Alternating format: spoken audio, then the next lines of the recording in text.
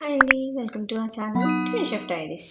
ఈరోజు మన ఛానల్‌లో చేపల ఎగురు ఎలా చేయాలో చూద్దాం. నేను చెప్పే ప్రాసెస్‌లో ఒక్కసారి చేసి చూడండి. మీకు బాగా నచ్చుతుంది. దీనికోసం నేనైతే 1 కేజీ ఫిష్‌ని తీసుకున్నానండి. బాగా 3-4 టైమ్స్ వాష్ చేసి పెట్టుకోవాలి. తర్వాత ఇందులో సాల్ట్ టేస్ట్‌కి తగినంత, కారం నేనైతే ఇక్కడ 2 టేబుల్ స్పూన్స్ యాడ్ చేస్తున్నాను. మీ స్పైస్ లెవెల్స్ బట్టి కారం అనేది అడ్జస్ట్ చేసుకోండి. నాన్ వెజ్ కర్రీస్‌లో కారం అనేది ఎక్కువ ఉంటేనే చాలా టేస్టీగా ఉంటుందండి. తర్వాత ఒక చిటికెడంతా పసుపు కూడా యాడ్ చేయండి. తర్వాత 2 టేబుల్ స్పూన్స్ ఆయిల్ యాడ్ చేస్తున్నాను. ఆయిల్ యాడ్ చేసిన తర్వాత ఈ మిశ్రమాన్ని బాగా కలిపి ఒక 30 మినిట్స్ వరకు పక్కన పెట్టుకోండి.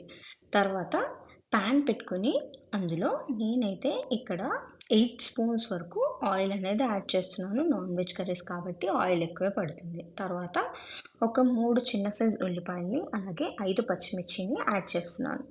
ఉల్లిపాయలు గోల్డెన్ బ్రౌన్ కలర్‌లోకొచ్చిన తర్వాత 2 టేబుల్ స్పూన్స్ అల్లం వెల్లుల్లిపాయ పేస్ట్ యాడ్ చేస్తున్నాను.